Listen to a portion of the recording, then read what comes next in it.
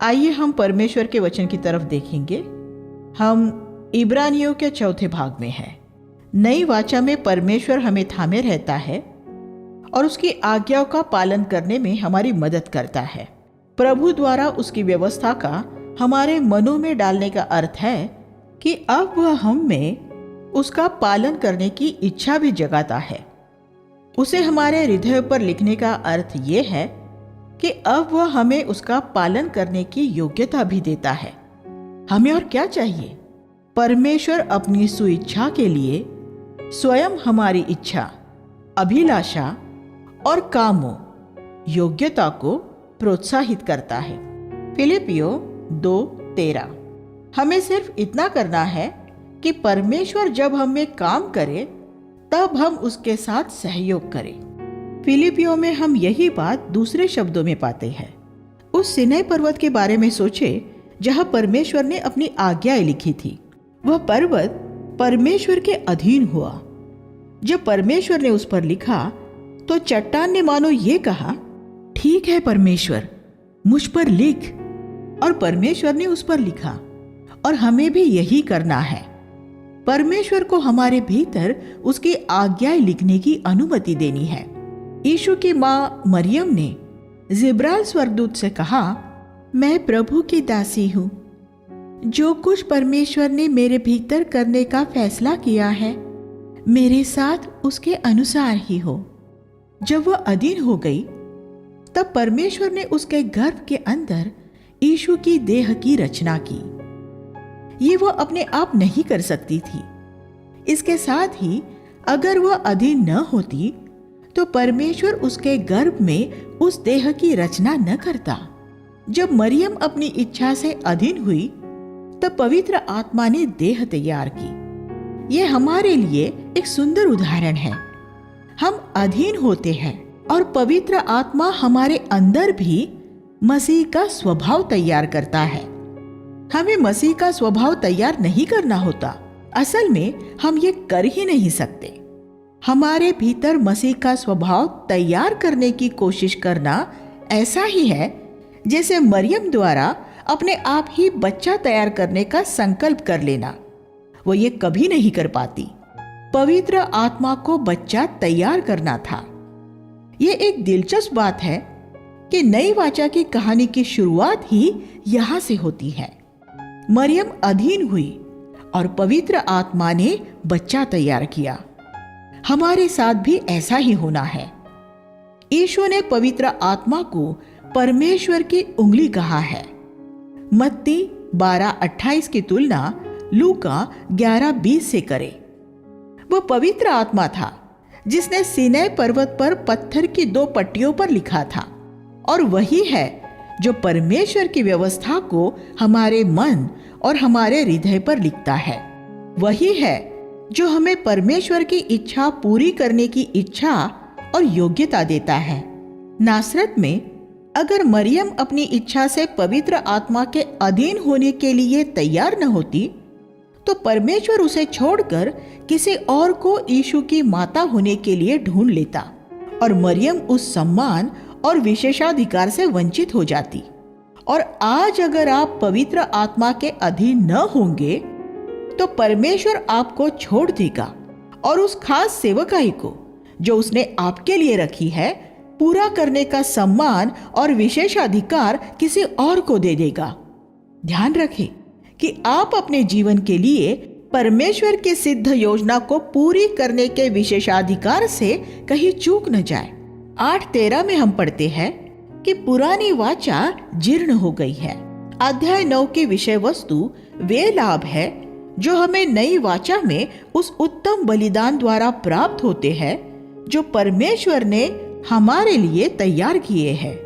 पुरानी वाचा के मिलाप वाले तंबू में महापवित्र स्थान और पवित्र स्थान के बीच एक मोटा पर्दा रहता था।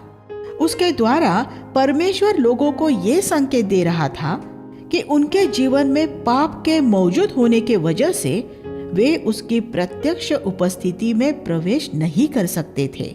जब यीशु ने हमारे लिए सूली पर उसका लहू बहाया तब वह पर्दा फट गया और अब मनुष्य परमेश्वर की उपस्थिति में जा सकता है। यीशु हमारी सिद्ध बलि। 9:9 में हम पढ़ते हैं कि व्यवस्था एक आराधक को उसके विवेक में शुद्ध नहीं बना सकती थी। एक ऐसी सिद्धता है जो हम पृथ्वी पर रहते हुए कभी नहीं पा सकते, लेकिन एक ऐसी सिद्धता भी है जिसे हम पा सकते हैं। हमारे पूरे अस्तित्व में हमारा सिद्ध हो जाना जैसा यीशु सिद्ध है उसके लौटने तक नहीं होगा। लेकिन अगर हम नई वाचा में रहे तो हम अपने विवेक में सिद्ध हो सकते हैं। इस सिद्धता के साथ हम पूर्ण सिद्धता की तरफ बढ़ सकते हैं। हम सिद्ध विवेक से शुरू करते हैं और सिद्ध रूप में मसीह समान बन जाने में पूरा करते हैं। इसलिए जब हम सिद्ध होने के बारे में बात करते हैं तो हम सिर्फ विवेक में सिद्ध होने की बात करते हैं। हमें उनके बीच का फर्क समझ लेना चाहिए, वरना हम उलझ जाएंगे। 9:14 में हमें बताया गया है कि यीशु मसीह ने अपने आप को परमेश्वर को एक निर्दोष बलि के रूप में चढ़ा दिया। वह अपने आप को एक निर्दोष बलि के रूप में कैसे चढ़ा सका? वह पृथ्वी पर उसके 33.5 सालों में सब बातों में बिल्कुल हमारे ही समान परखा गया था, फिर भी उसने पाप नहीं किया। यह वह कैसे कर सका? सनातन आत्मा द्वारा, पवित्र आत्मा के सामर्थ्य द्वारा यीशु निर्दोष बना रह सका।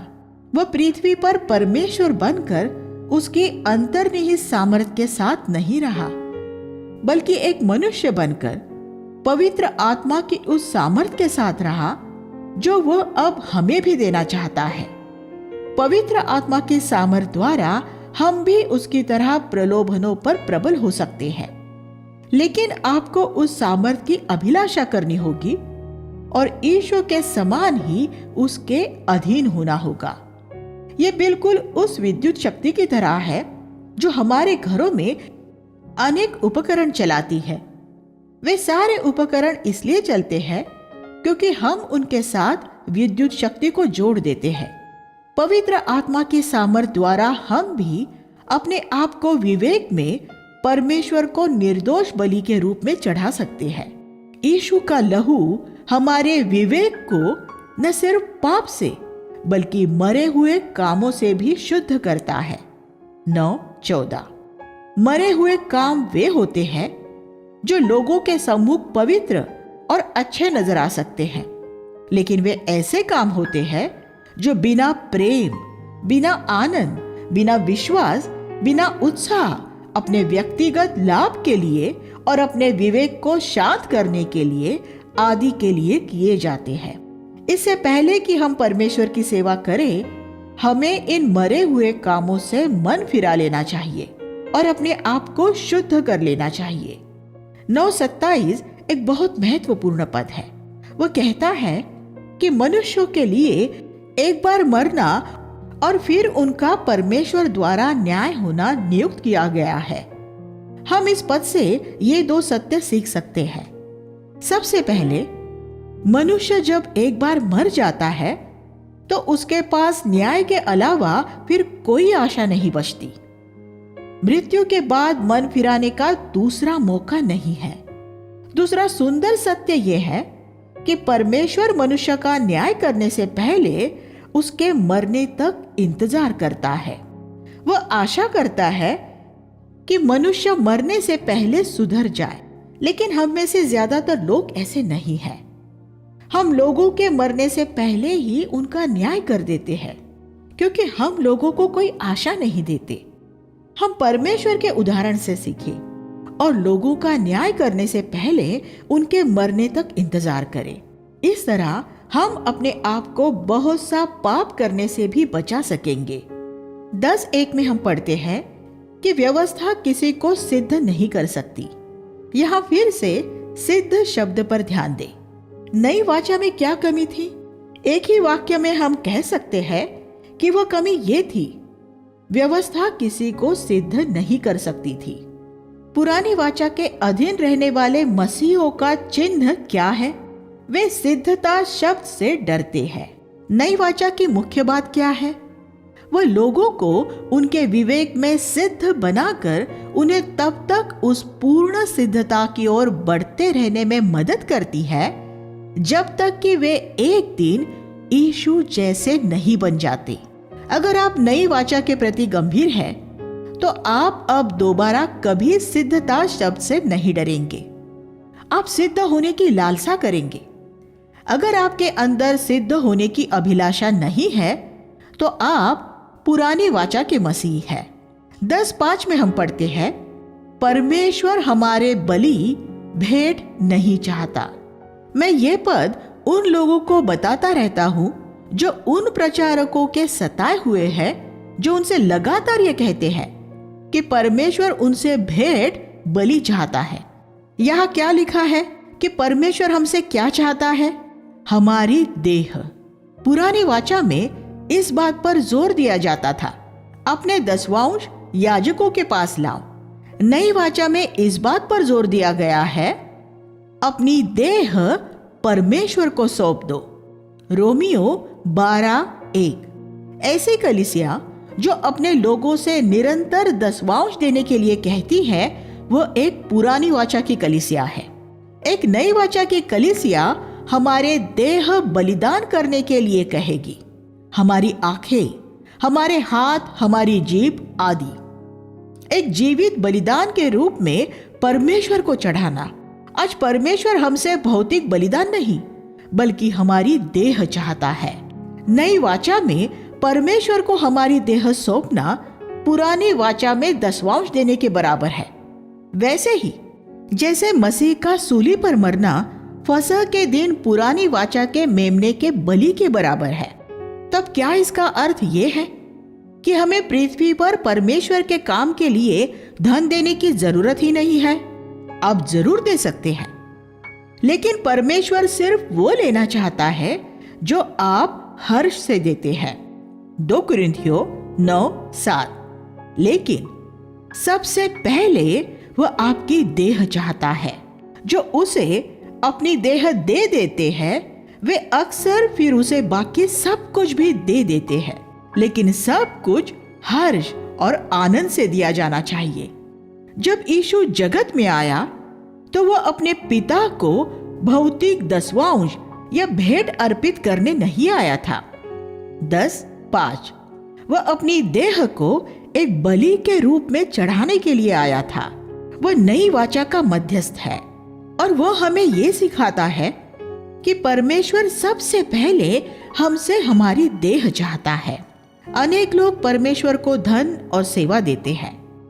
आप अहंकार से ये बोल सकते हैं कि आपने सैकड़ों ट्रैक्ट्स बांटे हैं, या एक मिशनरी के रूप में किसी कठिन क्षेत्र में वर्षों गुजारे हैं, या घंटों तक प्रार्थनाएं की है, या बहुत दिनों तक उपवास किया है।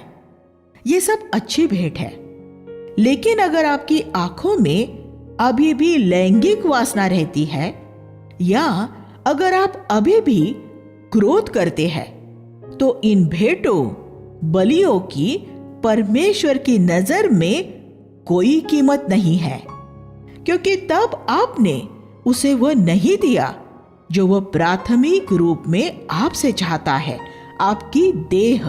तब परमेश्वर आपसे कहेगा, मुझे अपनी भेंट और बलियां देने की बात भूल जा। मुझे पहले अपनी आंखें और अपनी जीभ दे। मैं तेरी देह चाहता हूं। अपनी देह की जगह भौतिक वस्तुएं न रख दे। जो लोग उन भौतिक वस्तुओं को मूल्यवान समझते हैं जो उन्होंने परमेश्वर को अर्पित की है, तो वे पुरानी वाचा में लौट गए हैं। नई वाचा में परमेश्वर आपकी देह चाहता है। इब्रानियों की पुस्तक बाइबल की सबसे महत्वपूर्ण पुस्तकों में से एक है। अगर आप नई वाचा में रहना चाहते हैं, तो इब्रानियों का अध्ययन करें। यीशु जब स्वर्ग में था, तब उसकी कोई देह नहीं थी। जब वह इस जगत में आया, तो पिता ने उसे एक देह दी। उसे उस देह से क्या करना था? क्या उसे एक मिशनरी बनकर अफ्रीका जैसी किसी मुश्किल जगह में जाने द्वारा पिता के प्रति अपना प्रेम प्रकट करना था? या क्या उसे प्रतिदिन 4 घंटे प्रार्थना और सप्ताह में 2 बार उपवास करना था? उसे ये सब नहीं करना था।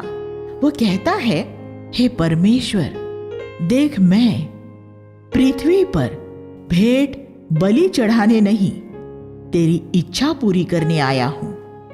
10:7 ईश्वर ने अपनी देह को इस काम के लिए इस्तेमाल किया और हमें भी अपनी देह का यही इस्तेमाल करना है। जब हम परमेश्वर को अपनी देह अर्पित कर दे, फिर उसके हर एक अंग से हमें उसकी इच्छा पूरी करनी चाहिए। हमारी आंखों से, हाथों से, जीभों से, मनोवेगों से, अभिलाषाओं से आदि से। उसके बाद हमारे जीवन का एकमात्र मनोवेग प्रतिदिन परमेश्वर की इच्छा पूरी करना होगा। सबसे पहले हमारे लिए परमेश्वर की इच्छा क्या है? हमारे लिए परमेश्वर की इच्छा ये है कि तुम पवित्र बनो। 1 थिस्सलुनीकियों 4:3। हम में से हर एक के लिए परमेश्वर की इच्छा का ये पहला भाग है। और जब हमारी सेवकाई की बात आती है तो हमें परमेश्वर के लिए कुछ करने के लिए यहाँ वहां नहीं भागना चाहिए। हमें अपनी सेवकाई में भी परमेश्वर की इच्छा पूरी करनी चाहिए। यीशु ने हमें प्रार्थना करना सिखाया, तेरी इच्छा जैसे स्वर्ग में पूरी होती है वैसे ही पृथ्वी पर भी हो। स्वर्ग में दूत परमेश्वर की इच्छा पूरी करने की कोशिश में यहाँ वहां नहीं भागते रहते। यीशु भी अपने पिता की इच्छा पूरी करने की कोशिश करते हुए यहाँ वहां नहीं भागता रहता था। उसने पिता की इच्छा जाननी चाहिए और फिर उसने वही किया। जब उसके पिता ने 18 से 30 साल की उम्र तक उसे बढ़ई का काम करने के लिए कहा तो उसने वही किया। इतने सालों तक अपने सांसारिक कामों में विश्वास योग्य रहने के बाद पिता ने उसे कहा कि अब वह बाहर निकलकर 3.5 साल तक प्रचार करे। यीशु ने जब 12 साल तक मेज और कुर्सियां बनाई, वह तब भी पिता को उतना ही प्रिय था जितना प्रिय वह प्रचार करते समय और बीमारों को चंगा करते समय था। यीशु पृथ्वी पर एक मिशनरी होने के लिए या पूर्णकालिक सेवक होने के लिए नहीं आया था। वह सिर्फ पिता की इच्छा, चाहे वह जो भी हो, पूरी करने के लिए आया था। जब उसके लिए पिता की इच्छा बढ़ई का काम करना था तो उसने वो किया। जब उसके लिए पिता की इच्छा पूर्णकालिक सेवक होने की थी तो उसने वो किया। हमें भी अपने आप को इस काम या उस काम में नहीं, बल्कि पिता की इच्छा को पूरी करने के प्रति समर्पित करना चाहिए। ये हो सकता है कि परमेश्वर आपको मिशनरी नहीं, एक बढ़ई होने के लिए बुलाए। क्या आप तैयार होंगे? अगर मैं भारतीय सेना में भर्ती हो जाऊं तो मैं अपनी पसंद की जगह पर नियुक्त किए जाने का चुनाव नहीं कर सकता। मुझे वही जाना पड़ेगा जहां मुझे जाने के लिए कहा जाएगा। वे मुझे युद्ध के अगले मोर्चे में नियुक्त कर सकते हैं या पीछे की ओर आपूर्ति विभाग में रख सकते हैं। ये चुनाव उनका होगा। जब हम प्रभु की सेवा में भर्ती होते हैं तब भी ऐसा ही होता है। यीशु ने कहा, हे परमेश्वर, देख, मैं तेरी इच्छा पूरी करने आया हूं। इस तरह उसने पहली वाचा हटाकर दूसरी वाचा स्थापित कर दी। 10, 8 और 9। पहली वाचा में बहुत सी धार्मिक गतिविधि थी, खास तौर पर मिलाप वाले तंबू और मंदिर में। लेकिन यीशु ने अपने पृथ्वी के जीवन के लगभग 90% भाग में कोई धार्मिक काम नहीं किया। उसने 30 साल तक अपनी मां की घर में मदद की और बढ़ई के रूप में काम करते हुए अपने परिवार की देखभाल की। फिर अगले 3.5 साल तक उसने प्रचार किया। इस तरह उसने पिता के दिए हुए काम को पूरा किया और उसकी महिमा की। देखिए यूहन्ना 17:4। यहाँ हम ये सीखते हैं कि परमेश्वर की नजर में घर में मां की मदद करना बीमारों को चंगा करने जितना ही महत्वपूर्ण है। नई वाचा में परमेश्वर एक खास समय में आपसे जो भी काम चाहता है वही आपके लिए परमेश्वर की इच्छा है, और उस समय जो सबसे पवित्र काम आप कर सकते हैं वो वही काम है। अनेक लोग परमेश्वर से एक स्पष्ट बुलाहट पाए बिना ही पूर्णकालिक सेवकाई या मिशनरी काम करने के लिए निकल गए हैं। ऐसे लोगों का अंत झुंझलाहट और निरुत्साह में होता है। मैं कुछ ऐसे वृद्ध मिशनरियों से मिला हूं जिन्होंने अपने जीवन बर्बाद कर लिए क्योंकि उन्होंने परमेश्वर की इच्छा जाननी न चाही थी, बल्कि किसी वे व्यक्ति के दबाव में डालने की वजह से विदेशी भूमि में परमेश्वर की सेवा में फलवंत होने के लिए निकल गए थे। आप स्वयं ऐसी गलती न करना। यीशु के उदाहरण का अनुसरण करें। उसने हम सब के लिए एक नमूना तैयार कर दिया है। फिर 10, 16 और 17 में नई वाचा के पारिभाषिक शब्द दोहराए गए हैं। मैं अपनी व्यवस्था उनके मनों में डालूंगा और अपने नियम उनके हृदयों में लिखूंगा, और मैं उनके पापों को फिर कभी स्मरण नहीं करूंगा। ये बहुत ही महत्वपूर्ण बात है और इसलिए ये यहाँ दोहराई गई है। एक नया और जीवित मार्ग। 10वां अध्याय 19 से 25 इब्रानियों की पत्री का केंद्र बिंदु है। ये उस नए और जीवित मार्ग के बारे में बताता है जिसे यीशु ने हमारे लिए खोला है कि हम परमेश्वर की प्रत्यक्ष उपस्थिति में पहुंच जाए और स्थायी रूप में वही रहे। मनुष्य के लिए परमेश्वर की यही योजना थी और नई वाचा में यही हमारा विशेषाधिकार है। इसलिए हे भाइयों, अब हमें महापवित्र स्थान में प्रवेश करने का साहस हुआ है। सबसे पहले मसीह के लहू द्वारा और दूसरे उस नए व जीवित मार्ग द्वारा जिसे उसने पर्दे अर्थात अपने देह के द्वारा खोल दिया है।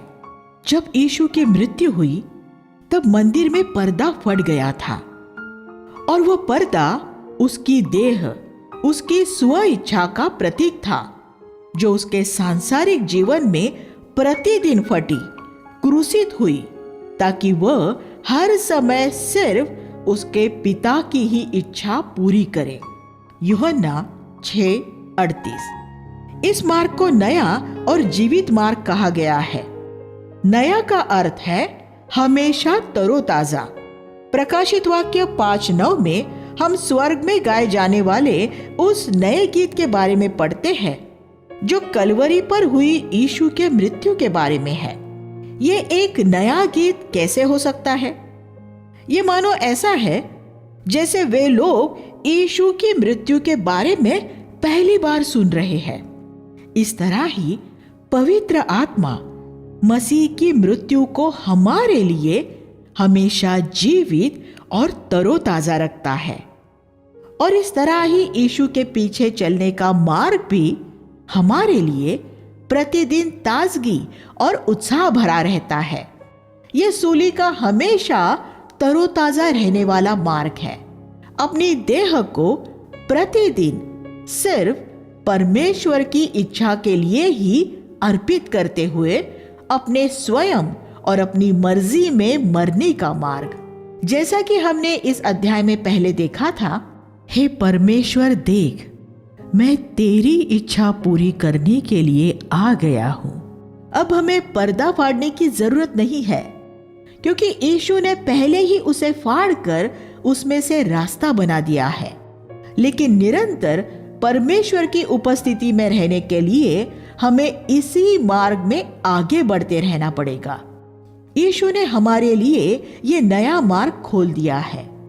यीशु के लिए इस मार्ग पर चलना आसान नहीं था। इस मार्ग को खोलने के लिए उसे 33.5 साल तक प्रतिदिन अपनी खुदी में स्वयं में मरने की कीमत चुकानी पड़ी थी। यीशु पवित्रता के इसी राजमार्ग पर अब हमें चलने के लिए आमंत्रित करता है। यशाया 35:8। लेकिन हमें सचेत रहना होगा कि हमारा ध्यान सिर्फ मार्ग पर, सूली के मार्ग पर ही न लगा रहे। हमारी दृष्टि हमेशा लक्ष्य पर लगी रहनी चाहिए। यीशु ने सूली की मृत्यु इसलिए सही क्योंकि उसके सामने पिता के साथ संगति का आनंद रखा था। अगर आप चेन्नई से बेंगलोर की तरफ आ रही नई और बेहतरीन सड़क पर यात्रा कर रहे हो तो आप सड़क की सराहना करने में अपना समय नष्ट नहीं करेंगे। अगर आप ऐसा करेंगे तो कभी बेंगलोर नहीं पहुंच पाएंगे। मार्ग सिर्फ गंतव्य पर पहुंचाने वाला एक साधन है। ऐसे ही सूली सिर्फ पिता की उपस्थिति में प्रतिदिन रहने के लिए वहां पहुंचाने वाला एक साधन है।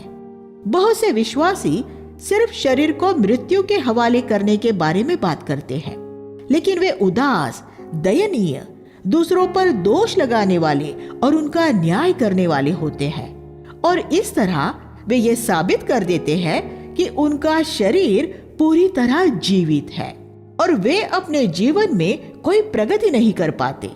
20 साल बीत जाने के बाद भी वे मार्ग की ही बात कर रहे होते हैं और अपने गंतव्य की तरफ नहीं बढ़ते।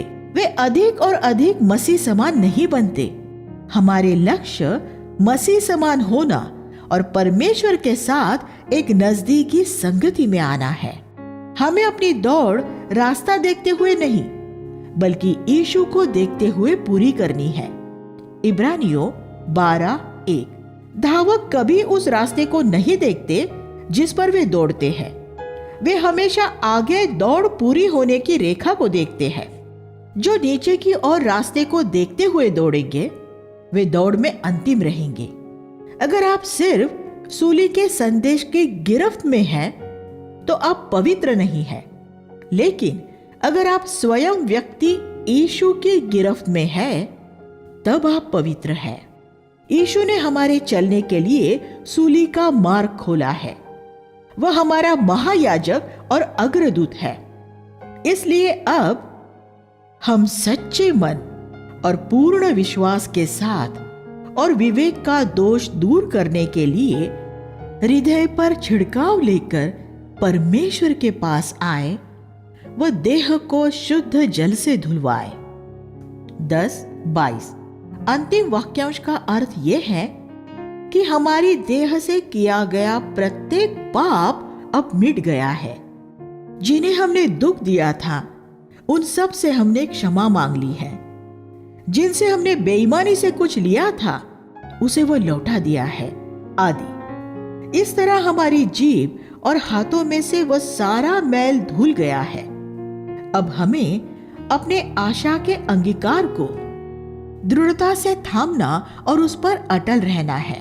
अब हम अपने साथी विश्वासियों में दिलचस्पी लेते हैं और ये सोचते हैं कि उन्हें किस प्रकार प्रेम और भले कामों के लिए उत्साहित कर सकते हैं। हम अब सिर्फ अपने लिए नहीं जीते और प्रभु के आने की बेसब्री से बाट जोहते हुए जितना हो सकता है उतना एक दूसरे के साथ संगति करने की खोज में रहते हैं। 10वां अध्याय 23 से 25।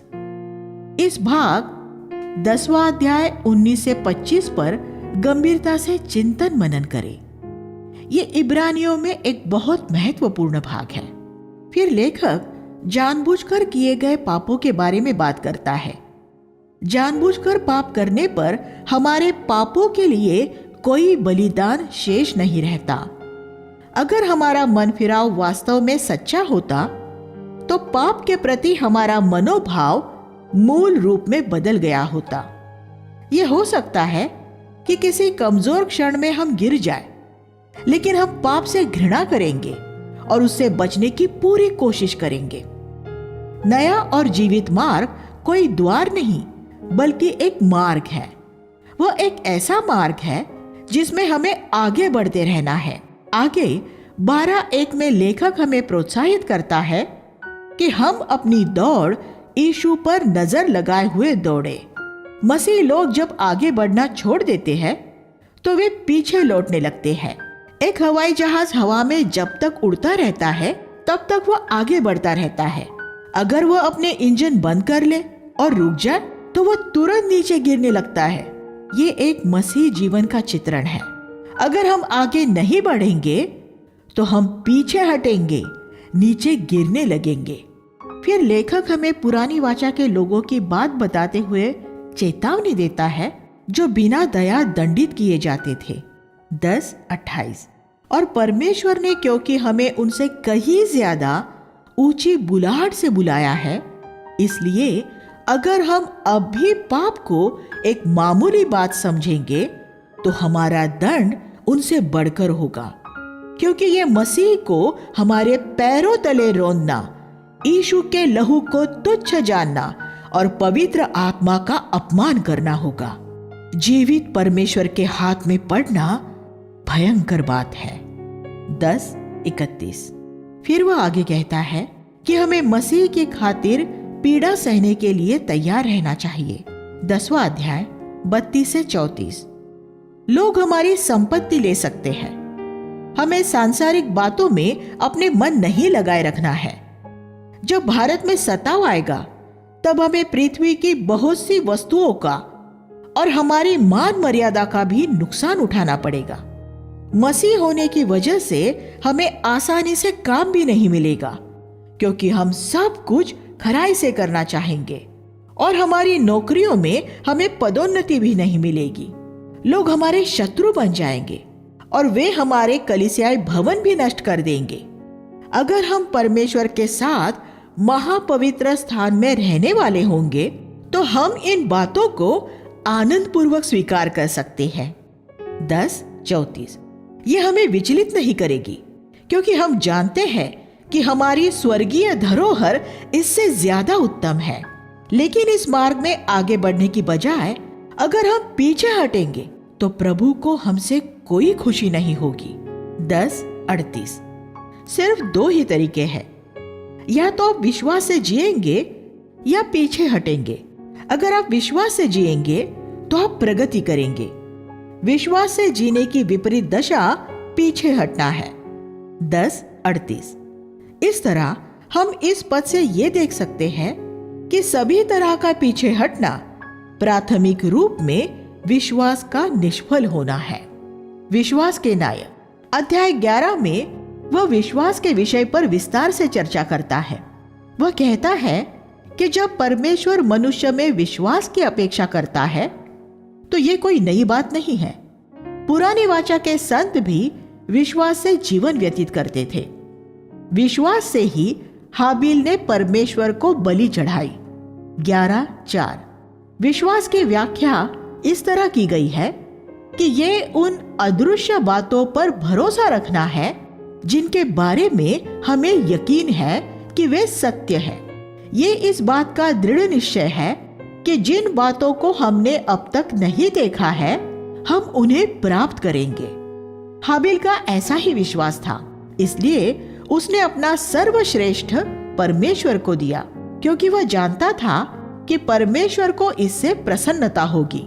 उत्पत्ति 4:4। लेकिन कैन ने परमेश्वर को तुच्छ भेंट दी। उत्पत्ति 4:3।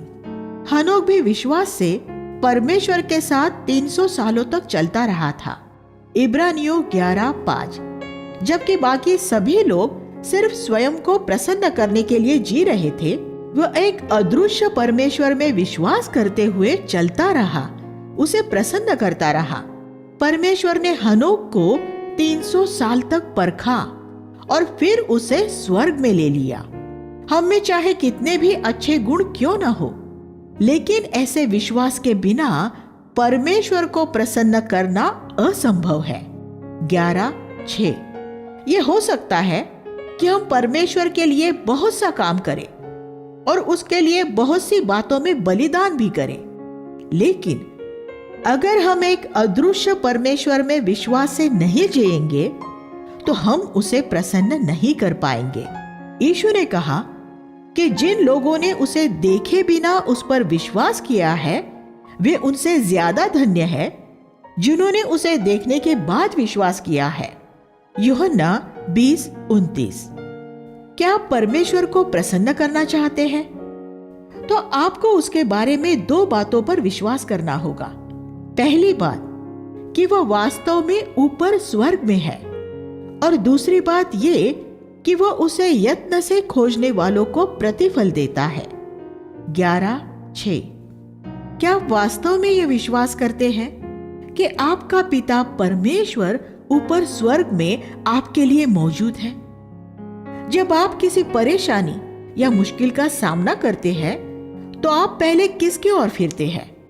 अगर आप विश्वास से जीते हैं तो आप पहले परमेश्वर की ओर फिरेंगे।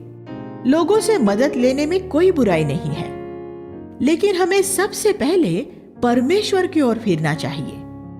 अगर मेरे देश का शासक मेरा पिता होता और अगर मैं कभी किसी मुश्किल में पड़ जाता तो मैं बस फोन उठाकर कहता, पिताजी मैं थोड़ी मुश्किल में पड़ गया हूं, क्या आप मेरी मदद करेंगे? और वे कहते, जरूर, कहो क्या बात है। तब मैं उन्हें अपनी मुश्किल बताता और वे कहते, फिक्र मत करो, मैं सब संभालूंगा। और मैं फोन रखकर निश्चिंत हो जाता। क्या आप ये विश्वास करते हैं कि आपका स्वर्गीय पिता संसार के किसी भी शासक से ज्यादा शक्तिशाली है? कुछ ऐसी मुश्किलें होती हैं, जैसे बीमारी वगैरह, जो संसार के शक्तिशाली शासक भी दूर नहीं कर सकते, लेकिन आपका स्वर्गीय पिता ये कर सकता है। तो आप पहले उससे बात क्यों नहीं करते? हम हर समय अपनी छोटी और बड़ी सभी समस्याएं लेकर सबसे पहले परमेश्वर के पास जाने की आदत डालें। वह उन सब को प्रतिफल देने वाला परमेश्वर है जो उसे यत्न से खोजते हैं। 11:6 नूह भी विश्वास से जीने वाला व्यक्ति था। 11:7 उसने अपनी जीवन शैली से संसार को दोषी ठहराया था। हमें भी ऐसा ही जीना चाहिए। जब लोगों ने नूह को उसकी सारी संपत्ति बेचकर उस जमा पूंजी से जहाज बनाते देखा और ये प्रचार करते सुना कि परमेश्वर का न्याय संसार पर आने वाला है, तब संसार की जीवन शैली को दोषी ठहराया गया था। संसार के लोग अपना सारा धन अपने आनंद के लिए इस्तेमाल कर रहे थे, लेकिन नूह हर समय स्वयं से, अपनी खुदी से इनकार कर रहा था। वह छुट्टी नहीं मना रहा था, अच्छे कपड़ों और सुख सुविधाओं पर पैसा बर्बाद नहीं कर रहा था, बल्कि उसके पास जो कुछ था वह जहाज के निर्माण काम में खर्च कर रहा था। इस तरह वह संसार को दोषी ठहरा रहा था। जब एक मसीह का प्राथमिक मनोवेग यीशु मसीह की कलीसिया तैयार करना होता है, तो वो भी संसार को दोषी ठहरा रहा होता है। संसार के लोग उसे कहेंगे, तुम अपना पैसा यहां वहां घूम घूम कर सुसमाचार सुनाने में और मसीह पुस्तकें खरीदने की मूर्खता में क्यों खर्च करते हो, जबकि तुम इस पैसे को अपनी सुख सुविधाओं पर खर्च कर सकते हो। लेकिन यीशु के आने पर सिर्फ कलीसिया ही ऐसी चीज है जो बची रह जाएगी। अगर आपका नूह जैसा विश्वास होगा, तो वह आपके समय, आपके धन और आपकी ऊर्जा को खर्च करने के तरीके को पूरी तरह बदल देगा, और इस तरह आप अपना विश्वास व्यक्त करेंगे। आप अपना धन, समय और ऊर्जा खर्च करते वक्त लोग आपको किस तरह देखते हैं? परमेश्वर ने जब अब्राहम को बुलाया तो वह कसदियों का ऊर नगर छोड़कर निकल गया था। जब तक परमेश्वर ने उससे नहीं कहा, तब तक वह नहीं निकला था। जब तक परमेश्वर आपसे न कहे, एक जगह को न छोड़े। जब परमेश्वर ने अब्राहम को बुलाया तो उसने अपना घर छोड़कर तुरंत आज्ञा का पालन किया था। 11:8 जब यीशु ने पतरस को बुलाया तो उसने भी फौरन आज्ञा का पालन किया था। अगर लोगों ने अब्राहम से पूछा होता कि वो कहाँ जा रहा है, तो उसका जवाब होता, मैं नहीं जानता, लेकिन मैं जिसके पीछे जा रहा हूं मैं उसे जानता हूं। विश्वास से वह एक देश में परदेसी होकर रहा, क्योंकि वो स्वर्ग जाने की आशा में जी रहा था। 11:9 विश्वास से ही उसने और सारा ने संतान उत्पन्न करने की क्षमता पाई, जबकि अब्राहम नपुंसक और सारा बांझ अवस्था में थी। यहाँ हम पति और पत्नी दोनों का विश्वास देखते हैं। अगर आपको सारा जैसा दृढ़ विश्वास करने वाली पत्नी मिल जाए तो आप एक धन्य पुरुष हैं। ये सभी लोग प्रतिज्ञा प्राप्त किए बिना ही विश्वास के दशा में मरे थे। 11:13 उन्हें वह सब नहीं मिला जो परमेश्वर मनुष्य को देना चाहता था। उन्हें सिर्फ थोड़ा सा ही मिला। अब्राहम को एक पुत्र मिला, लेकिन परमेश्वर ने अब्राहम से कहा था कि उसमें पृथ्वी के सारे कुल आशीष पाएंगे। क्या वह ये देख सका? नहीं। वह इस प्रतिज्ञा को पूरा होते हुए देखे बिना ही कनान में मर गया। लेकिन आज वह प्रतिज्ञा पूरी हो गई है। हम में से कुछ लोग अपने सारे परिश्रम का अंतिम परिणाम अपनी मृत्यु होने तक नहीं देख पाएंगे।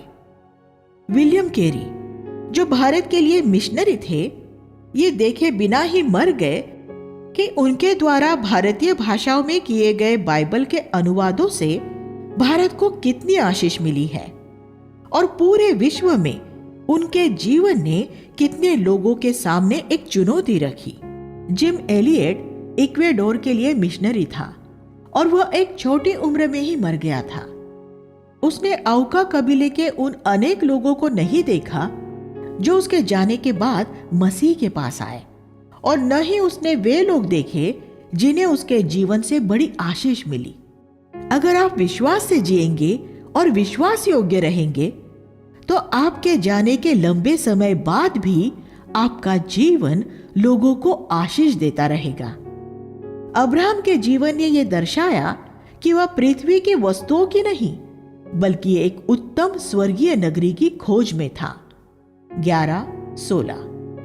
जब परमेश्वर ने अब्राहम से कहा तब उसने विश्वास से ही इसहाक को अर्पित किया था। परमेश्वर ये देखने के लिए अब्राहम को परख रहा था कि क्या वह इसहाक के लिए अपने प्रेम को परमेश्वर के लिए अपने प्रेम से बढ़कर मानेगा या नहीं। परमेश्वर ने अब्राहम से कहा था कि उसकी प्रतिज्ञा उसके पुत्र इसहाक के द्वारा पूरी होगी, और अगर इसहाक ही मर जाता तो उन प्रतिज्ञाओं का क्या होता। अब्राहम का यह विश्वास था कि परमेश्वर इसहाक को मृतकों में से जीवित करने के बाद भी अपने वचन को पूरा करेगा। 11:19। अब्राहम का विश्वास कितना अद्भुत था। मानवीय इतिहास में जबकि यह पहले कभी नहीं हुआ था, फिर भी उसने ये भरोसा रखा कि इसहाक मृतकों में से जी उठेगा। परमेश्वर ने कभी कभी अपने सेवकों द्वारा ऐसे काम करवाए जो दूसरे लोग नहीं समझ सकते थे। जब एलिया ने वेदी पर स्वर्ग से आग बुलाई तो पहले उसने लोगों से वेदी पर 12 घड़े पानी डालने के लिए कहा, और पानी तो आग बुझाने का काम करती है। इस तरह वह यह साबित करना चाहता था कि जो आग आई है वो कोई मामूली जादू का खेल नहीं बल्कि स्वयं परमेश्वर की भेजी हुई आग है। फिर हम इसहाक के विश्वास के बारे में पढ़ते हैं। उसने अपने पुत्रों याकूब और एसाव को भविष्य में होने वाली बातों के विषय में आशीषें दी। 11वां अध्याय 20 और 21। हम भी अपने बच्चों को विश्वास से आशीष देते हैं। हम अपने बच्चों को उनके भविष्य के बारे में आशीष दे सकते हैं क्योंकि हमने उन्हें परमेश्वर के मार्ग सिखाए हैं और उनमें उनकी अगुवाई की है। जैसे इसहाक और याकूब ने अपने बच्चों को आशीष दी थी, वैसे ही हम भी माता पिता होते हुए अपने बच्चों को कितनी आशीष दे सकते हैं। हम यहाँ ये भी पढ़ते हैं कि याकूब अपनी लाठी पर झुका हुआ था। पनियल में परमेश्वर ने उसकी जांग का जोड़ अलग करके उसके मानवीय बल को तोड़ा था और उसका नाम इज़राइल रखा था। उस घटना के बाद याकूब का लाठी पर झुका रहना इस बात का संकेत था कि याकूब अब एक टूटा हुआ व्यक्ति है जो पूरी तरह परमेश्वर के बल पर ही निर्भर है। यह एक सुंदर चित्र है, एक ऐसे अध्याय में जिसमें विश्वास के महानायकों की उपलब्धियों का बयान है। हम एक ऐसे व्यक्ति के बारे में भी पढ़ते हैं जो अपनी लाठी पर झुका हुआ है, लेकिन ये असल में परमेश्वर द्वारा किए जाने वाले चमत्कारों में एक बड़ा चमत्कार होता है कि वह एक मनुष्य की जैविक शक्ति तोड़ देता है और उसे पूरी तरह असहाय बनाकर सिर्फ अपने ऊपर झुके रहने के लिए मजबूर कर देता है। यूसुफ ने विश्वास से यह नबूवत की कि जैसा परमेश्वर ने कहा है, इजरायली मिस्र में नहीं रहेंगे बल्कि वापस कनान में लौट जाएंगे। 11:22। हम 11:23 में माता पिता के विश्वास का एक अन्य उदाहरण देखते हैं। मूसा के माता पिता ने देखा कि उनका बच्चा बहुत सुंदर है और उन्होंने उसे छुपाए रखा और फिरौन की इस आज्ञा की कोई परवाह नहीं की कि सभी लड़के बच्चों को मार डाला जाए। हमें भी अपने बच्चों को परमेश्वर के उद्देश्यों को पूरा करने वाले सुंदर बच्चों के रूप में देखना चाहिए। मूसा जब छोटा था तो उसके माता पिता ने उसके हृदय में ऐसा विश्वास बोया कि बड़ा होने के बाद उसने विश्वास से 3 बड़े महत्वपूर्ण कदम उठाए। उसने संसार की पद प्रतिष्ठा को ठुकरा दिया, फिरौन की बेटी का पुत्र कहलाने से इनकार कर दिया, उसने पाप के भोग विलास का इनकार कर दिया और उसने संसार की धन संपत्ति का इनकार कर दिया। 11वां अध्याय 24 से 26। अगर आप विश्वास से जीने वाले व्यक्ति हैं, तो आप भी इन तीनों बातों का इनकार कर देंगे। इस संसार का मान सम्मान, इस संसार के पाप में भोग विलास और इस संसार की धन संपत्ति। इसके बजाय मूसा ने मसीह की उस निंदा को स्वीकार किया जो उसके बाद जगत में आने वाला था, और हम भी उसी निंदा का चुनाव करते हैं। फिर लेखक ने विश्वास के नायकों की कुछ और उपलब्धियों का उल्लेख किया है। लाल समुद्र का 2 भागों में बढ़ जाना और यरीहो की दीवार का गिरना। 11, 29 और 30। यहाँ ये बात ध्यान देने योग्य है कि हमें सिर्फ दूसरों की नकल नहीं करनी है, बल्कि स्वयं विश्वास करना है।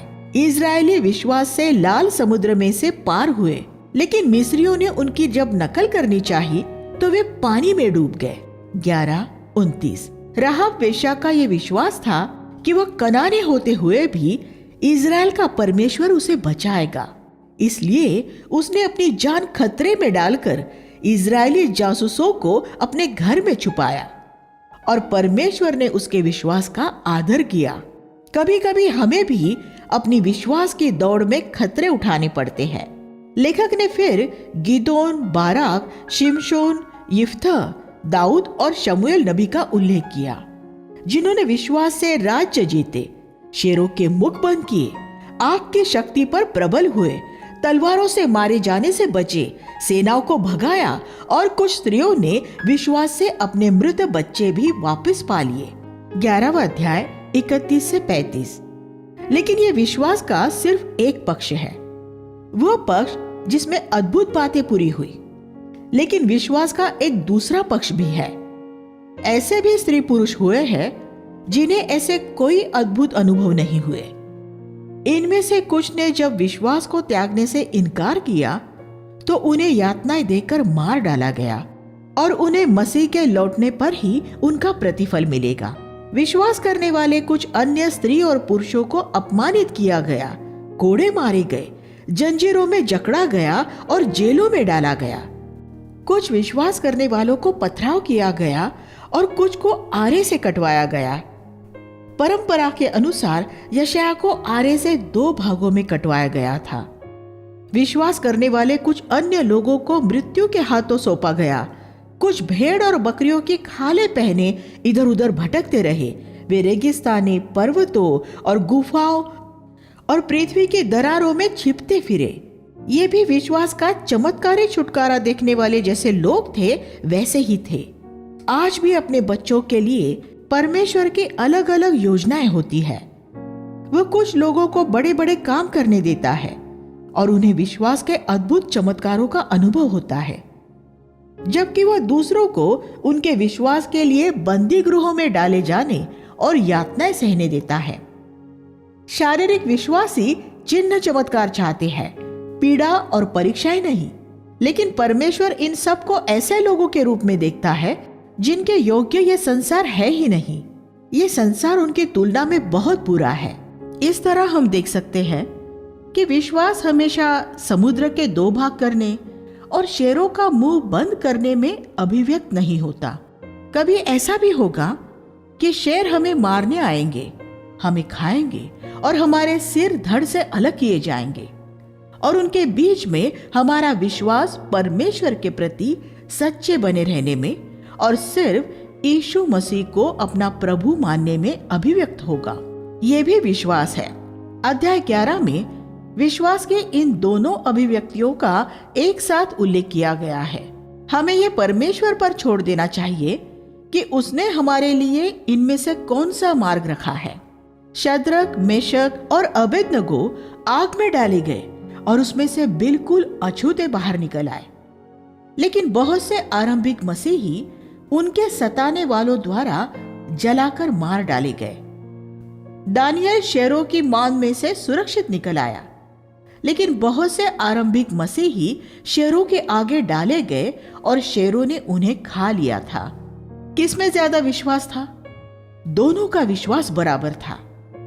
एक विश्वास मृत्यु से बचा लेने के लिए था और दूसरा मृत्यु तक विश्वास योग्य रहने के लिए था। यह फैसला परमेश्वर का होता है कि शेर हमें खाए या छोड़ दे, या हमारे सिर काटे जाए या हम छोड़ दिए जाए। आरंभिक मसीहों ने उनके लिए यह फैसला परमेश्वर पर छोड़ दिया था। याकूब का सिर काटा गया था, लेकिन पतरस बच निकला था।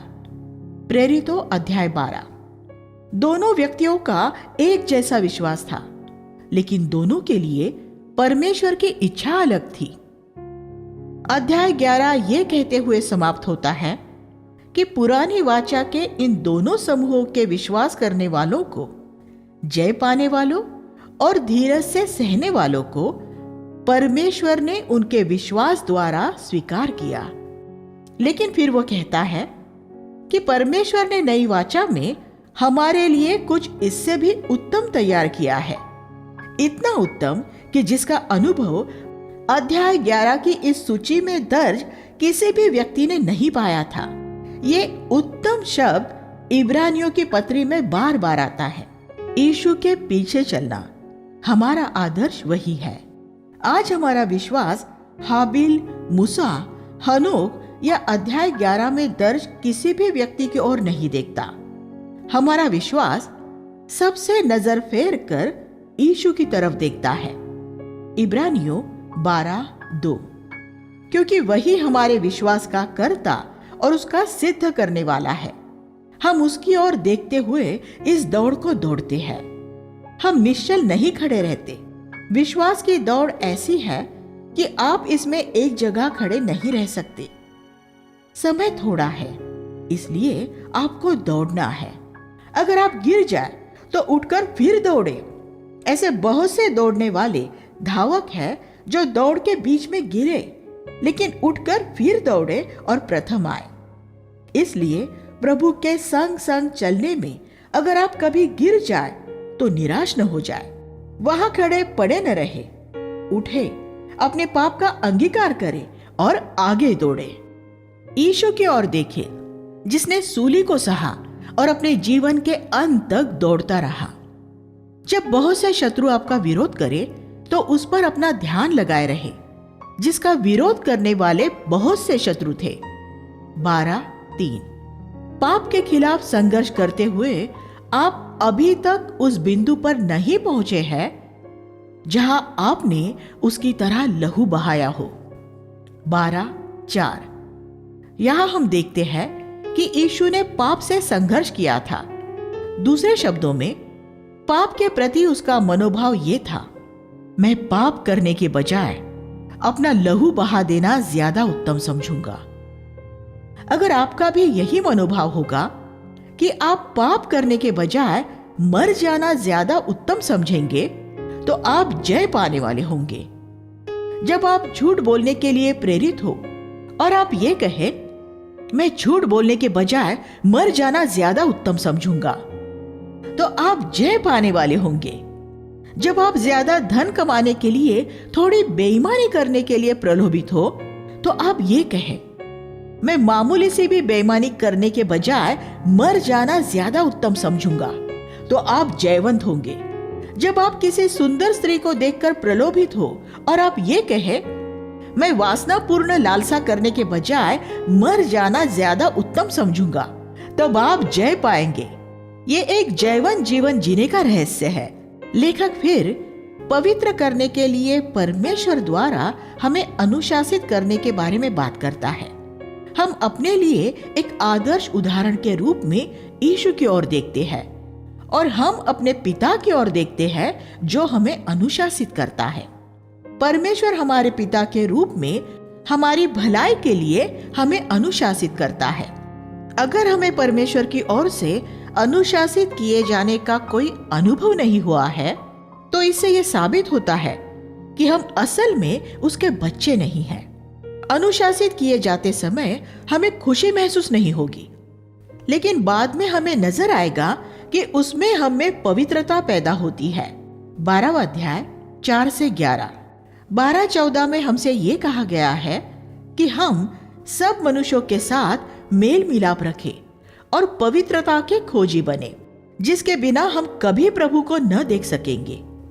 ये एक बहुत ही जरूरी बात है कि मसीह होते हुए हम ऐसे शांति प्रिय लोगों के रूप में जाने जाए जो किसी से किसी बात के लिए लड़ाई झगड़ा नहीं करना चाहते। फिर 12-16 में हमें उत्साहित करते हुए कहा गया है कि हम एसाव जैसे मूर्ख न बने, जिसने पृथ्वी के थोड़े से लाभ के लिए अपना आत्मिक जन्माधिकार बेच दिया था। पृथ्वी का कोई लाभ हासिल करने के लिए अपनी आस्थाओं के साथ समझौता करते हुए अपनी आत्मिक धरोहर को न खो दे। एसाव ने बाद में पश्चाताप के साथ और आंसू बहा बहा कर अपनी आशीष वापस लेना चाही थी, लेकिन जो वह दे चुका था वो उसे दोबारा न मिला। इसी तरह मसीह के न्यायासन के सामने बहुत लोग जब पीछे मुड़कर देखेंगे तो अपने मूर्खतापूर्ण चुनाव और अपने बर्बाद जीवन के लिए आंसू बहाएंगे, लेकिन वे अपने जीवन दोबारा नहीं जी सकेंगे। इसलिए अभी समझदारी दिखाए। 12वां अध्याय 18 से 23 में लेखक कहता है कि हम सीनै पर्वत पर नहीं आए हैं जहां व्यवस्था दी गई थी, बल्कि हम कलीसिया सिय्योन पर्वत पर आए हैं। इसलिए हमें उस भय और थरथराहट में जीने की जरूरत नहीं है जिसमें मूसा और इजरायलियों को जीना पड़ता था। 12-24 में यीशु के लहू की तुलना हाबिल के लहू से की गई है। हाबिल का लहू न्याय के लिए दुहाई देता है, लेकिन यीशु का लहू दया की विनती करता है। जब कोई आपको ऐसी हानि पहुंचाए जैसे कैन ने हाबिल को पहुंचाई थी, तो आप उस व्यक्ति के लिए या तो न्याय की या दया की मांग करेंगे। ये इस पर निर्भर होगा कि आप पुरानी वाचा के अधीन हैं या नई वाचा के अधीन हैं। अगर आप पुरानी वाचा का अनुसरण करने वाले हैं और कोई आपको हानि पहुंचाए, तो आप हाबिल की तरह पुकार उठेंगे और कहेंगे, प्रभु इस व्यक्ति को दंड दे। वैसे ही जैसे दाऊद या भजन संहिता के कुछ अन्य लेखकों ने प्रार्थना की थी। लेकिन अगर आप यीशु का अनुसरण करते हैं तो आप दया के लिए पुकारेंगे और ये प्रार्थना करेंगे, प्रभु उसे क्षमा कर, क्योंकि वह नहीं जानता कि वह क्या कर रहा है। 12वां अध्याय 25 से 29 में हम परमेश्वर द्वारा तैयार किए जा रहे राज्य कलीसिया के बारे में पढ़ते हैं। ऐसी एकमात्र बात है जो हमेशा बनी रहेगी, बाकी सब कुछ हिलाया और मिटा दिया जाएगा। जिन लोगों ने अपना भरोसा धन, सोना, जमीन जायदाद या पृथ्वी की दूसरी किसी भी बात पर आधारित कर लिया है, वे ये पाएंगे कि उनके जीवन हिलाए जा रहे हैं। आपके पास जमीन जायदाद हो सकती है, लेकिन आपका भरोसा उसमें न हो। आपका भरोसा सिर्फ परमेश्वर में हो। हम तभी आभारी होकर उसकी सेवा कर सकते हैं। लेखक हमें याद दिलाता है कि परमेश्वर एक भस्म करने वाली आग है, लेकिन हमें परमेश्वर की सेवा उस भय के साथ नहीं करनी है जो सीनै पर्वत में इजरायलियों पर छाया था, बल्कि उस आदर और ईश्वरीय भय के साथ जैसा यीशु में था। इब्रानियों 5:7। अध्याय 13 समाप्त करते हुए लेखक कुछ उत्साहवर्धक प्रबोधन देता है। भाइयों से प्रेम रखो, अपने घर आने वाले हर एक व्यक्ति का सत्कार करो जो पीड़ा में है, और जिन मसीहों के साथ बंदी गृह में बुरा व्यवहार किया जा रहा है उन्हें याद करते रहो। उनको ऐसे उत्साहित करो मानो तुम स्वयं उनके साथ बंदी गृह में हो। विवाह का बिछोना निष्कलंक रखो। विवाह से बाहर लैंगिक संबंध न रखो, क्योंकि परमेश्वर ऐसे सब लोगों का न्याय करेगा। 13वां अध्याय 1 से 4। परमेश्वर ने आपको जो कुछ दिया है उसी में संतुष्ट रहे। 13:5। धन के पीछे न भागे, क्योंकि परमेश्वर ने कहा है कि वह आपको कभी न छोड़ेगा और न कभी त्यागेगा। यह प्रतिज्ञा आपके बैंक के खाते में एक बड़ी धनराशि होने के समान है। परमेश्वर स्वयं आपके साथ रहेगा। क्या यह काफी नहीं है? जो वस्तुएं दूसरों के पास है उन्हें देखकर उनकी लालसा न करें। क्या आप सोचते हैं कि एक बेहतर घर, ज्यादा कपड़े, एक आकर्षक कार और बहुत से उपकरण आपको खुशी दे सकते हैं? नहीं, आपके पास जो है उससे संतुष्ट रहे। प्रभु के मुख से इतना सुन लेना काफी है, मैं तुझे कभी न छोड़ूंगा और न कभी त्यागूंगा। क्योंकि तब आप साहस के साथ हर एक परिस्थिति में यह कह सकते हैं, प्रभु मेरा सहायक है, मैं नहीं डरूंगा। मनुष्य मेरा क्या कर सकता है? 13:6। तब हम किसी भी मनुष्य या परिस्थिति से भयभीत हुए बिना जी सकेंगे। 13:7 में हमें ऐसे वृद्ध और ईश्वरीय अगुओं के जीवनों पर ध्यान देने की आज्ञा दी गई है जिन्होंने हमारी अगुवाई की है, और ये कहा गया है कि हम उनके जीवनों के अच्छे परिणामों को देखें और उनके उदाहरणों का अनुसरण करें, क्योंकि उनकी अगुवाई करने वाला और उन्हें आशीष देने वाला यीशु मसीह आज, कल और युगानुयुग एक सा है। इसलिए वह आपके लिए भी वही कर सकता है जो उसने उनके लिए किया है। लेखक हमें सचेत करता है कि हम ऐसी विचित्र शिक्षाओं पर मन न लगाएं जो उनके प्रचारकों के जीवनों को भी भक्तिमय न बना सकी है। खरी शिक्षा वही है कि जो आपके हृदय को कृपा से दृढ़ करती है और आप फिर पाप न करें। 13:9। आज अनेक विचित्र शिक्षाओं का प्रचार किया जा रहा है, इसलिए हमें सचेत रहने की जरूरत है। ये जानने की हमेशा कोशिश करते रहे कि क्या एक धर्म सिद्धांत या शिक्षा ने उसका प्रचार करने वालों को ज्यादा मसीह समान बनाया है या नहीं। अगर नहीं तो उन्हें उनके हाल पर छोड़ दे। हर एक पीढ़ी में यीशु के पीछे चलने में हमेशा छावनी से बाहर निकलना, सांसारिक और धार्मिक दोनों तरह के मसीहों के बीच में से और मसीह की निंदा को अपने ऊपर लेना शामिल रहेगा। 13वां अध्याय 10 से 13। हम परमेश्वर को सर्वदा स्तुति रूपी बलिदान चढ़ाया करें। 13:15। 13:17 में हमें यह आज्ञा दी गई है कि हम कलीसियाई अगुओं की आज्ञा का पालन करें। परमेश्वर ने जिन्हें आत्मिक अधिकारियों के रूप में हम पर नियुक्त किया है, हम उनका सम्मान करें, उन्हें मूल्यवान जाने और उनके अधीन रहे। लेखक ने यह पूर्वानुमान लगाया है कि सभी विश्वासियों के ऊपर इस तरह के आत्मिक अधिकारी नियुक्त होंगे। उन अधिकारियों को एक दिन परमेश्वर को आपका लेखा देना पड़ेगा। क्या आप जानते हैं कि आपके अगुओं को एक दिन परमेश्वर को आपका और उन सब का लेखा देना होगा जो उनके अधिकार में दिए गए हैं। प्राचीनों को भी इस पद पर गंभीरता से विचार करने की और अपने झुंड के प्रति अपनी जिम्मेदारी को जानने की जरूरत है। इस पत्री के अंत में ये आशीष वचन है। अब शांतिदाता परमेश्वर, जिसने भेड़ों के महान रखवाले हमारे प्रभु यीशु मसीह को सनातन वाचा के लहू द्वारा मृतकों में से जीवित कर दिया, उसकी इच्छा पूरी करने के लिए तुम्हें सब भले गुणों से परिपूर्ण करे और जो कुछ उसकी दृष्टि में प्रिय है वह यीशु मसीह के द्वारा तुम्हारे अंदर पूरा करे। उसी की महिमा युगानुयुग होती रहे। आमीन। 13वां अध्याय 20 और 21। हे स्वर्गीय पिता, जिसमें हम रह सकते हैं, ऐसी इस अद्भुत नई वाचा के लिए हम आपका धन्यवाद करते हैं।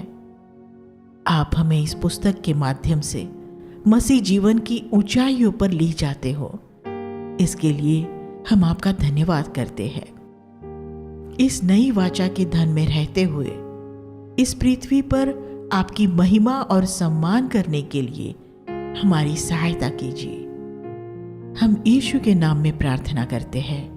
आमीन।